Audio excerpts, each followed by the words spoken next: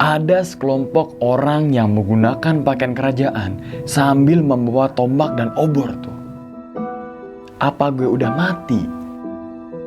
Dan di situ awal semua kejadian itu terjadi.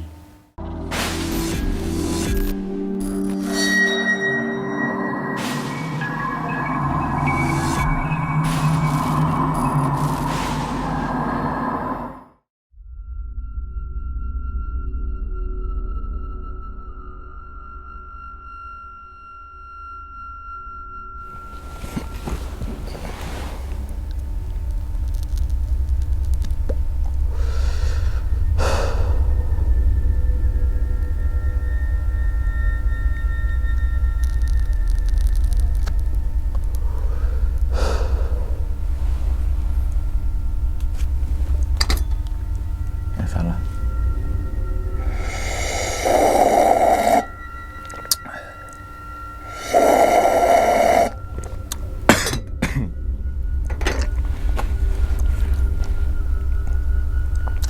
Assalamualaikum warahmatullahi wabarakatuh.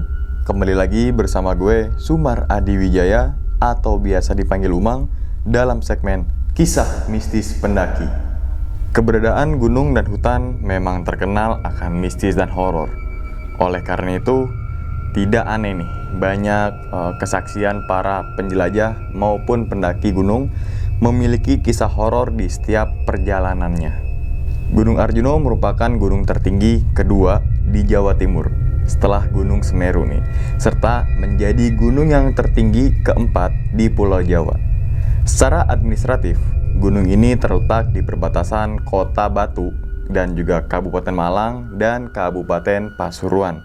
Biasanya gunung ini dicapai dari 3 titik pendakian yang cukup dikenal, yaitu ada dari Lawang, ada dari Tretes, dan juga ada dari Batu. Dan nama Arjuna berasal dari salah satu tokoh pewayangan, yaitu Arjuna. Selain itu, kawasan Gunung Arjuna memiliki beberapa tempat yang dianggap angker, seperti hutan Lali Jiwo, yang kerap dipercaya mampu menyesatkan para pendaki yang memiliki niatan buruk, atau Pasar Dieng, atau bisa dikatakan Pasar Setan, yang dipercayai sebagai pusat perbelanjaan bangsa jin. Sebelum kita memasuki ke ceritanya, gue nggak bosan-bosan buat ngingetin ke teman-teman semua nih, flanel dan juga topi ini adalah produk dari Hoodieku. Dan Hoodieku juga adalah produk asli dari Indonesia. Jadi ketika teman-teman semua memakai produk dari Hoodieku, berarti teman-teman semua telah mensupport produk lokal asli Indonesia. Bagaimana sih cara dapetin produk dari Hoodieku nih? Gampang banget. Teman-teman langsung aja search di marketplace yang tersedia nih, seperti Tokopedia, Lazada, Shopee, dan juga Instagram Hoodieku. Jadi tunggu apa lagi? Mau tampil lebih fashionable? Nih, gue rekomendasiin Hoodieku aja. Kita langsung aja masuk ke ceritanya. Ngopi horor segera dimulai.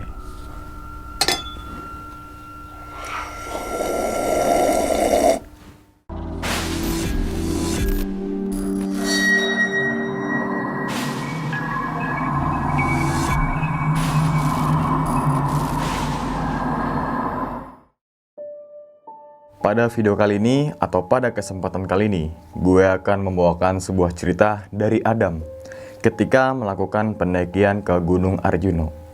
Kejadian ini dialami oleh Adam dan 6 teman lainnya ya di tahun 2016 lalu. Nama rekannya antara lain ada Dimas, Ardi, Eko, Wawan, Dina, dan juga si Kiki. Pada saat itu, mereka berangkat dari Kalimantan dengan pesawat ke kota terdekat dari Gunung Arjuna. Dan langsung mereka ini menginap di salah satu hotel untuk beristirahat dan rencananya bakal berangkat besok subuh. Sesampainya di hotel, mereka ini sedikit-sedikit untuk packing lah, sambil mencari informasi tentang gunung tersebut gitu kan. Dan apa sih mencari informasi itu ya, seperti transportasinya gimana, simaksinya gimana, cuacanya gimana, sumber airnya gimana, dan pantangan-pantangan ketika melakukan pendakian gunung ke Arjuna. Singkat cerita, pagi pun tiba. Mereka ini dijemput oleh travel atau charteran ya, yang semalam ia koordinasi itu dari hotel menuju ke base camp Gunung Arjuna. Tepat di jam 8 pagi, mereka sampailah di desa di bawah kaki Gunung Arjuna nih. Mereka memang sengaja memilih jalur anti mainstream lah, dan langsung datang ke rumah kepala desa ya, buat minta izin untuk melewati jalur tersebut. Sebenarnya kepala desa ini ngelarang rombongan Adam ya untuk melewati jalur itu. Istilahnya bukan orang asli situlah. Dan karena di jalur itu nih ya, banyak tempat buat masyarakat untuk bertapa. Dan karena mereka berpikir untuk lewat jalan pendakian normal membutuhkan waktu yang sangat lama gitu kan. Jadi mereka ini berusaha meyakinkan kepala desa bahwa akan menjaga sikap ketika melewati jalur tersebut. Dan kepala desa ini dengan berat hati ya mengizinkan rombongan si Adam ini dengan syarat jaga lisan, dan yang paling penting jangan bermalam atau jangan ngecamp di pos 4. Jalur ini sebenarnya banyak orang yang nggak tahu ya, karena memang untuk ke jalur ini harus masuk ke desa. Menurut rombongan Adam ini cukup terpencil lah ya, istilahnya kalau mau masuk itu kalau mau masuk rumah itu lewat belakang lah gitu. Dan singkat cerita aja teman-teman semua, setelah ngobrol dan diberikan arahan oleh kepala desa, serta ada juga beberapa rekan si Adam ini packing gitu kan, akhirnya mereka berangkat sekitar jam 1 siang. Di awal perjalanan ini gak ada yang aneh gitu, semua ini berjalan dengan normal. Suasana juga sejuk gitu kan, karena banyak pohon pinus itu, banyak banget pohon pinus. Dan yang bikin agak merinding nih, banyak banget teras-teras yang dibuat oleh orang sekitar buat bertapa ataupun berdoa. Langkah demi langkah gitu kan, detik demi detik, menit demi menit, sampai tak terasa mereka atau rombongan si Adam ini sampailah di pos 1. Di pos 1 ini semuanya belum ada yang terlihat capek tuh, masih bisa ketawa dan saling bercanda lah. Dan hingga akhirnya memutuskan untuk lanjut kembali ke arah pos 2. Dalam perjalanan dari pos 1 menuju ke pos 2, teman Adam yang cewek yang bernama Dina dan juga Kiki ini tampak kelelahan tuh. Kelihatan dari raut muka wajahnya gitu kan. Dikit-dikit istirahat, atau bisa dibilang 5 langkah itu istirahat, hingga akhirnya sampailah mereka ini di pos 2. Di pos 2 ini cuacanya cerah ya. Namun yang beda adalah canda dan tawa mereka ini selama di pos 1 itu menghilang, berubah menjadi sunyi dan juga sepi. Yuk, jangan lama-lama nih di pos 2, biar kita nggak terlalu malam gitu sampai di tempat camp. Teriak Adam sambil semangat tuh saat itu ya. Dan akhirnya mereka ini mulai pergerakan kembali gitu kan, menuju ke arah pos 3. Nah, trek dari pos 2 menuju ke pos 3 ini semakin curam teman-teman semua ya. Atau bisa dibilang tampak tingkat kemiringannya ini semakin terjal gitu. Dan pergerakan dari rombongan Adam ini semakin lambat. Hingga akhirnya tepat di jam 5 sore mereka ini sampailah di pos 3. Di pos 3 ini juga sama seperti ketika di pos 2 ya. Tidak ada bercandaan sama sekali. Semua terlihat terdiam tuh. Ya mungkin karena kecapean gitu kan, dan untuk mengatur nafas gitu. Di sini Adam bilang ya kalau temen ceweknya yaitu Dina dan juga Kiki ini tampak kelihatan capek banget gitu kan. Kasian nih si Dina dan Kiki, udah kecapean banget ya, dan hari juga udah malam nih. Gimana kalau kita ngecamp di pos 4 aja? Ya paling bentar lagi juga sampai gitu. Siko ini bilang bahwa jangan macam-macam Dam, kalau udah dilarang itu jangan coba-coba gitu kan. Hutan nih, bukan rumah lo gitu. Dan Adam ini langsung membalas tuh obrolan atau omongan si Eko. Udah slow aja, nggak ada yang tahu juga kalau kita ngecamp di sini. Besok sebelum subuh kita langsung beresin nih. Jadi nggak ada yang tahu kalau kita habis ngecamp di sini. Ucap Adam dengan nada yakin ya saat itu ya. Mungkin karena faktor capek, rekan si Adam yang lainnya tuh diem aja tuh. Seakan-akan setuju gitu bermalam di pos 4 itu. Sekitar 1 jam kemudian, mereka sampailah di pos 4. Di sini terdapat plang dari kayu dan tepat di pinggir jalan setapak yang bertuliskan angka 4 yang udah ditumbuhi tumbuhan menjalar. Di sini Adam berpikir ya, mungkin karena jarang ada yang lewat, Makanya jadi nggak terawat nih di pos 4 ini gitu kan. Dan di sini juga terdapat pos yang bentuknya itu seperti pos ronda atau bisa dikatakan itu adalah shelter gitu kan. Dan sedangkan di belakang shelter itu ada lapangan yang cukup luas dan juga bersih. Si Adam ini langsung ngomong tuh, nah mantap kan tempatnya. Masa luas begini nggak boleh ngekam di sini gitu kan. Celetuk Adam dengan nada agak sedikit sombong lah kayak gitu. Dan singkat cerita aja ya teman-teman semua, mereka langsung membagi tugas nih. Ada yang masak, ada yang diriin tenda, dan ada juga yang bersih-bersih tuh. Dan ada juga yang bikin video TikTok tuh. Nah, bohongan ya, nggak ada. Nah, agar apa sih dibagi tugas ini gitu kan? Agar atau segera ada tempat buat beristirahat sebelum malam tiba nih, atau bisa dikatakan untuk memangkas waktu gitu. Dan singkat cerita, tenda itu sudah berdiri ya. Dan Dina serta Kiki ini langsung beraksi untuk masak tuh, karena ya Dina dan juga Kiki ini merupakan anggota cewek sendiri. Tak terasa masakan itu udah jadi ya. Mereka semua ini langsung makan gitu, yang dibuat oleh Dina dan juga Kiki itu. Nah, setelah makan itu selesai, mereka semua ini memutuskan untuk tidur nih. Tapi hanya Adam yang masih nyanyi-nyanyi di depan api unggun, atau persisnya itu di depan teras tenda. Dan tepat di jam 9 malam, ketika Adam ini lagi asik-asiknya nyanyi di depan api unggun, muncul seorang parubaya dari jalan setapak. Orang itu berjenggot putih dengan baju batik dan celana hitam gantung dan sambil membawa parang. Adam ini kaget ya, kok malam-malam gini ada orang yang bawa parang gitu kan.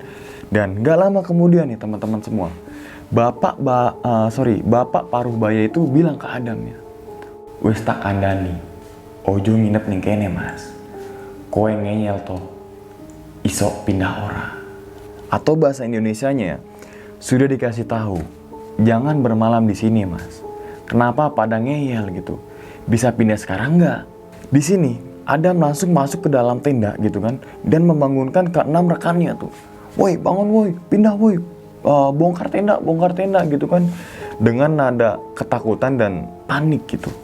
Akhirnya 6 rekan Adam itu bangun ya. Dan ketika rekannya itu bangun, tampak dari raut wajah rekan si Adam itu datar, atau bisa dikatakan flat aja gitu. Nah di sini langsung beberes barang-barang tuh, entah itu ngelipet tenda gitu kan, masukkan sleeping bag, dan langsung menuju atau naik ke pos berikutnya. Bapak yang parubaya itu sebut saja Simbah lah ya, biar enak gitu. Simbah tadi itu masih berdiri tuh di samping pos sambil merhatiin rombongan Adam yang lagi beresin barang-barangnya itu. Singkat cerita ya, ketika semua perlengkapan ini udah diberesin gitu kan, atau udah packing kembali, Adam menyuruh 6 rekannya untuk lanjut duluan ke arah pos berikutnya, atau bisa dikatakan ke arah pos 5. Adam ini langsung mematikan api unggun gitu ya, dan memastikan kalau api unggun itu benar-benar padam.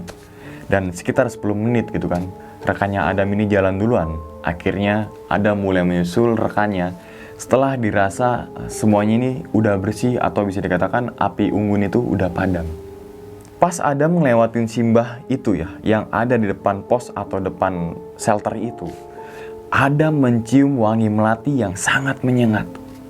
Saat itu Adam gak berpikir macam-macam ya. Terus aja tuh dia jalan dan menegur serta pamitan nih ke Simbah tersebut nih. Permisi Mbah, maaf atas kesalahan kami tadi ya, ucap Adam sambil menundukkan kepala. Simbah itu hanya mengangguk tanpa mengeluarkan satu kata pun. Tak lama setelah melewati Simbah tadi, buat mastiin aja nih, Adam ini nengok ke arah belakang tuh. Untuk apa sih? Bertujuan apakah Simbah itu masih ada atau udah pergi gitu kan. Dan ternyata ketika Adam ini melengok ke arah belakang, ternyata Mbah tersebut udah gak ada tuh. Di sini Adam berpikir ya, kok cepet banget gitu perginya. Gak mungkin lah dia lari, dia kan udah tua gitu. Dan di situ awal semua kejadian itu terjadi. Sambil memikirkan Simbah tadi, Adam ini terus berjalan berusaha menyusul ke 6 rekannya yang tadi jalan duluan ya. Tapi ada yang aneh. Taulah hutan saat malam itu ya, gimana gitu kan. Ada suara malam hutan gitu kan, suara serangga, suara burung, entah itu suara yang lainnya. Tapi kali ini tuh berbeda, yaitu sunyi dan juga senyap. Di sini Adam mulai merasa ada yang aneh ya. Seperti ada yang mengawasinya dan seperti ada yang mengikutinya dari belakang tuh. Dan sekitar 1 jam berjalan. Kok kenapa gitu? Belum kesusul juga ya temannya itu. Dan di sini Adam merasa kalau ia lewati jalur itu lagi tuh. Atau bisa dibilang muter-muter ke daerah itu aja. Kemudian si Adam ini mencari kayu yang agak besar ya. Dan kayu itu ditancepin di pinggir jalur itu sebagai bukti bahwa Adam tersesat atau tidak. Dan setelah kayu itu udah dipasang atau tanda tadi udah dipasang, Adam mulai pergerakan lagi ke arah atas. Nah, setelah 10 menit berjalan, ternyata Adam melihat kayu yang tadi ditancepin di pinggir jalur itu. Kok gue di sini lagi ya? Ucap Adam dalam hati tuh. Saat itu Adam mulai frustasi ya. Sempat ada pikiran untuk nyoba turun aja. Di sini Adam mencoba mengambil jalur ke arah kanan ya, untuk masuk ke arah hutan tuh. Akan tetapi hasilnya sama. Begitupun sebaliknya nih teman-teman semua. Adam selalu kembali ke tempat yang sama, atau bisa dibilang Adam selalu kembali ke titik lokasi yang kayu itu ditancepin di pinggir jalur. Pada saat itu muncul pikiran panik tuh. Ia yakin kalau ia itu disembunyiin gitu. Tapi gue ini salah apa gitu? Masalah gue itu apa gitu? Apa karena gue ngecamp di pos 4? Kenapa cuma gue aja yang disembunyiin? Pertanyaan yang sering muncul di kepalanya Adam pada saat itu ya. Adam ini mulai putus asa dan lelah gitu ya. Karena ya tadi bolak-balik nggak nemuin jalan gitu. Dan akhirnya Adam nih duduk tepat di samping kayu tanda tadi. Nengok kanan kiri gitu kan, depan belakang. Dan tiba-tiba dari pohon-pohon sekitarnya merasa ada yang memperhatikan si Adam tuh. Cuma Adam nih nggak ngelihat sosok seperti apa ya. Jadi seperti merasa ada yang memperhatikan Adam aja tuh. Kemudian dari arah bawah jalur gitu ya, ada sekelompok orang yang menggunakan pakaian kerajaan sambil membawa tombak dan obor tuh. Mereka ini lewat tepat di jalan setapak di sampingnya si Adam tuh.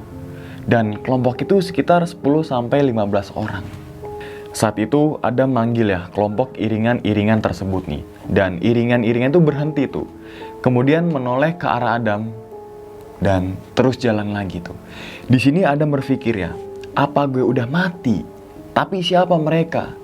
Kenapa masih ada orang yang memakai seragam kerajaan kayak gitu? Di sini Adam cuma bisa berdoa ya, agar segera ada pertolongan datang menghampirinya tuh. Kemudian Adam ini tertidur di samping jalan setapak itu karena nggak tahu lagi harus berbuat apa. Tiba-tiba Adam ini terbangun di tengah keramaian tuh. Akhirnya gue selamat batin Adam saat itu ya. Dan ketika terbangun serta mencoba untuk berdiri, Adam ini berasa di tengah pasar malam tuh. Kenapa ada pasar di sini gitu? Dan kenapa mereka ini berpakaian seperti orang desa zaman dulu? Muka mereka ini pucat semua dan tanpa ada ekspresi itu. Dan tiba-tiba Adam ini jatuh ya ke arah depan gitu kan, bruk gitu kan. Seperti ada yang mendorong dari belakang tuh sangat keras itu, blak gitu kan. Dan ketika bangun, seketika yang tadi ramai itu menjadi sepi nih teman-teman semua. Pasar yang tadinya ramai sekarang nggak ada. Nggak ada satu orang pun kecuali si Adam. Adam langsung memperhatikan sekeliling tuh. Dan ternyata tampak kenal gitu lokasinya. Ini adalah pos 4, tempat kami ngecamp tadi. Tapi kok jadi pasar ya, ucap Adam saat itu ya. Pada saat berbarengan juga, banyak suara wanita ketawa lirih melengking gitu kan, yang bikin merinding tuh. Tapi yang ketawa ini rame banget gitu. Seperti berada di tengah-tengah gitu ya, orang yang lagi pada ketawa. Saat itu Adam langsung lari ya, nggak tahu kemana gitu kan, karena ketakutan. Yang penting menjauh dari sumber suara tersebut tuh. Nah, Adam melihat seperti pondokan di tengah hutan. Dan Adam ini berhenti di situ karena merasa aman gitu. Dan haus yang sungguh luar biasa ya pada saat itu. Di saat Adam berada di pondokan itu, tiba-tiba ada suara besar dan berat tuh. Koe raiso mulih. Suara itu terdengar dari dinding pondok itu ya. Dan dari pondok belakang itu, seperti ada yang mendorongnya tuh. Ramai banget yang dorong gitu kan. Sampai berasa mau roboh pondokan itu ya. Dan sosok-sosok ini berusaha mendorong dinding pondok sambil ketawa cekikikan. Saat itu Adam lari ya keluar pondokan gitu kan, dan ketika menoleh ke arah belakang, ternyata di samping pondok itu banyak makhluk yang di luar logika manusia. Bukan setan seperti yang kita tahu gitu. Lebih ke persilangan manusia sama binatang. Rasa takut pada diri Adam semakin jadi dan gemeteran semua badan tuh. Adam masih terus lari gitu kan, dan sampai akhirnya kembali ke jalan setapak tempat tanda kayu tadi. Di sini Adam duduk sambil nangis putus asa. Ketika Adam ini lagi nangis, tiba-tiba muncul Simbah berbadan ular gede banget turun dari pohon. Ternyata itu adalah Simbah yang menegur waktu ngecamp di pos 4 tadi. Di sini Adam mematung tanpa bisa ngomong ataupun lari gitu kan, dan semua badan ini terasa lemas tuh. Dia perlahan melilit badannya si Adam sampai nggak bisa nafas tuh. Saat itu Adam pasrah dan Adam kehabisan nafas lalu pingsan. Tiba-tiba Adam ini terbangun dan masih di tanda kayu tadi. Dan ada nenek-nenek yang menghampirinya dan ngomong, "Kalau dikasih tahu orang tua, jangan ngebantah. Tempatmu mendirikan kemah sama temanmu tadi, itu adalah pasar gaib. Sudah dikasih tahu, tapi malah berkata tidak sopan. Simbah lihat kamu seperti mirip cucuku. Aku bakal bantu kamu keluar dari sini. Ingat, ini bukan rumahmu. Jaga lisan dan sikapmu. Pergilah kamu cari sumber air dan kemudian kamu berwudu dan lalu tidurlah di sini." Adam hanya mengangguk dan kemudian ada suara dari arah kirinya tuh. Dan ketika Adam menoleh ke arah kiri, tiba-tiba nenek itu udah nggak ada. Nggak tahu kenapa gitu ya. Ada seperti suara percikan air tuh. Ada sungai kecil mirip parit di belakang pohon besar itu. Lantas Adam ini langsung wudhu ya di sana gitu kan. Kemudian balik lagi ke jalan setapak tadi dan berusaha memejamkan mata gitu. Dan akhirnya Adam ini tertidur pulas. Belum lama Adam tidur, Adam merasa ada yang bangun ini. Dan benar aja, saat Adam bangun itu, sudah banyak warga dan 6 temannya. Dan ternyata, sudah 3 hari mencari si Adam. Malam yang dirasa singkat, ternyata sudah 3 hari. Mereka nemuin Adam ini lagi tidur di samping jalur pendakian. Padahal mereka naik turun gunung itu lewat situ gitu. Dan alhamdulillah selamat ya. Adam ini diselamatkan oleh warga sekitar dan juga ke-6 rekannya itu. Saat itu Adam ini langsung dibawa turun oleh warga sekitar gitu kan ke rumah kepala desa itu. Sesampainya di rumah kepala desa itu, ternyata Adam ini dinasehatin lagi tuh. Kok sampean ini ngelanggar mas gitu kan. Ya singkat cerita aja teman-teman semua ya. Ketika sudah bebersih gitu kan, akhirnya rombongan Adam ini kembali lagi ke hotel. Dan keesokan harinya mereka ini kembali lagi ke arah Kalimantan. Mungkin sampai di sini aja dulu ya teman-teman semua pada video kali ini. Atau cerita dari Adam nih ketika tersesat di Gunung Arjuna selama 3 hari 2 malam. Dan apa sih hikmah yang bisa diambil gitu ya. Khususnya bagi teman-teman semua ini yang suka naik gunung ya. Atau bisa dibilang pendaki. Untuk selalu jaga lisan dan jaga sikap. Percaya atau enggak, tetap saling menghormati. Karena kita hidup berdampingan. Mungkin sampai di sini aja dulu ya teman-teman semua pada video kali ini. Dan nantikan video-video gue berikutnya. Hal gaib itu muncul ketika sugesti kita buruk. Wassalamualaikum warahmatullahi wabarakatuh. Selamat beristirahat.